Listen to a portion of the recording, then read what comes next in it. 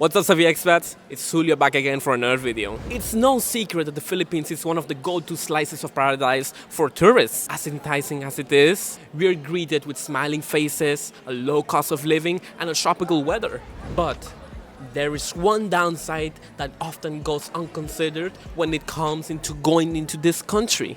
And that is none other than your safety. With 5 to 8 million people coming to the Philippines every year, it's a topic that is often overlooked when it comes to traveling in the Philippines. It's one of the most attractive countries in the world, but there are a lot of risks when it comes into traveling around here. Let me give you an example. When you hear about Metro Manila, you think about the diverse culture, friendly people, and overall a nice go-to spot in the Philippine country. But it's very prone to a lot of crimes for a lot of tourists who go there. And not only tourists, but locals as well.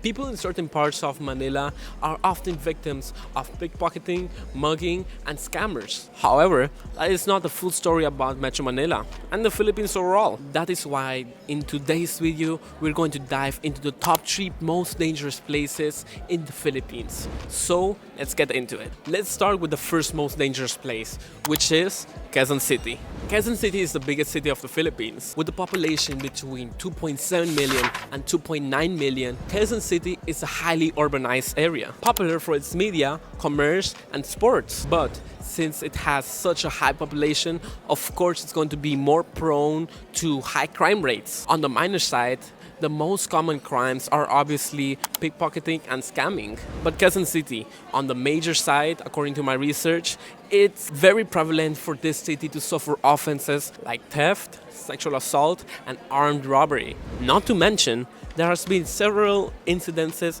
where people have been shot in broad daylight due to the large amounts of street gangs and terror organizations. When using taxis, always go for a private firm as opposed to private cars and negotiate the price before jumping in. Public transportation is a hotspot for pickpocketing, not only in Quezon City but in most areas in the Philippines. Scams are a common occurrence and annoyance in Quezon City, often drugging unsuspecting tourists before robbing them. Always be cautious of strangers offering drinks. Money changers are one of the main places for a tourist scam, shortchanging financial exchanges. Always check and recount the money before leaving the money exchange. One advice I could give you, especially for the female viewers, is to be aware when it comes to you traveling around Quezon City at night alone. The sexual assault rate in Quezon City is quite high. In conclusion, after saying all of these crimes, overall crime rate is 68.8 people victims per 100,000. Either way, savvy expats, let's not forget that these type of crimes frequently happen during the nighttime, especially if you're traveling out alone. If you're someone who has common sense, avoid dark and sketchy areas and make sure to have a local contact to help you travel around. Besides that, you're good to go. Now, let's head on to our second most dangerous place in the Philippines, which is Tondo. Tondo, Manila is not only infamous for being the biggest district in all of the Philippines, but also it is the largest slum of all the Philippines, with 631,000 people not only living in cramped corners, but living in small houses and some even living in the streets. I have been in Tondo, Manila once, and the view is devastating, seeing how the environment is over there, and also it smells very bad. And for all the past commenters who thinks that I'm spoiled and will not venture outside of BGC, well, I have been to the worst of it, and I will certainly do it again. Well, maybe not, but yeah. Anyways, since the poverty rate is very high up there, it follows up to a high crime rate as well. At one point, it was reported that the crime rate was so bad that Tondo used to have 1 murder per week. Taxis and other PUVs would avoid the area at night because of the fear of being held up. Since weaponry isn't easily accessed in the Philippines, people use kitchen knives for, you know what? Snatching of jewelry and of expensive devices is very common in this area, with it usually being small boys walking around and getting close to you to grab and, well, snatch away all of your valuables. And these events reoccur so often that it's basically the everyday life for the locals here. That even if you ask for help because you have been robbed, nobody will bother to bat an eye.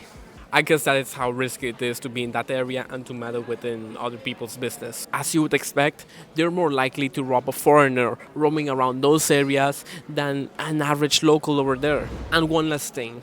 Clearly, you must be aware and careful and cautious when roaming around those areas at night. And even just at any time of day in general. Sexual assault, theft, and murder are high here. If you do go to those places, don't be too flashy, don't wear any jewelry, and make sure to have a local contact helping you go around. In the end, the crime rate is around 73.8% around those areas. Needless to say, all the information I'm giving you, Sevilla expats, is not to induce fear, but instead to give you awareness when hanging around these spots. The Philippines is overall a safe country if you know how to get around and have basic common sense. Evan and I can agree on this. Not all the Philippines is dangerous, and as a matter of fact, it has plenty of cities that are safe as well, like Davao, Cebu City, and Bonifacio Global City. In our opinion, BGC is the safest city. And if you want to know more about it, check out our free guide down below in the description box. BGC is the safest city in my opinion. Why? Let me give you a story. Once upon a time, I left my wallet at a shopping mall called Market Market. And I'm pretty sure some of you savvy expat know how Market Market is. I was literally pissing myself because I thought I lost my wallet. I went back running as hard as I can, and to my surprise, an old Filipina had my wallet at hand. So you can get an idea that despite the Philippines being very risky, it's also very safe. So again, the guide is completely free. We have a video for you there and a free PDF as well for you to download. Now, heading back to the topic at hand is the third most dangerous place in the Philippines is Cotabato City. Cotabato City is a large producer of coconuts, rice, coffee, and sugarcane. Visitors can bask on the beautiful beach, visit the Grand Mosque or Timaco Hill, and see some monkeys. Despite all of these wonders in Cotabato City, there is a dark side to this place as well. Crime levels in Cotabato City are generally to a moderate to a high alert level. This rate has been slowly rising throughout the years, with the following crimes at the center of the issues: mugging, robbery, car theft, vandalism, and drug crimes. In Cotabato City, there are frequent shootouts as gangs have been clashing with the law enforcement. Explosions are also a common reoccurrence in the northern parts of the city. For you savvy expats, be aware when you come into contact with this city, as there are a heck ton of armed robbery, assault, and gang violence. But, well, to my surprise, the crime rate here is about 58.3%. Besides that, savvy expats, Cotabato City is a beautiful place with beautiful beaches, as I said earlier, and in the other places, in most areas and any part in the country and in the world as well, just be wise where you go.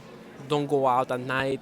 Always have a local contact with you, and if you don't, do your own research as well, and well, just be safe. So that's it, savvy expats. I hope you guys enjoyed, and well, I'll see you on the next one. God bless.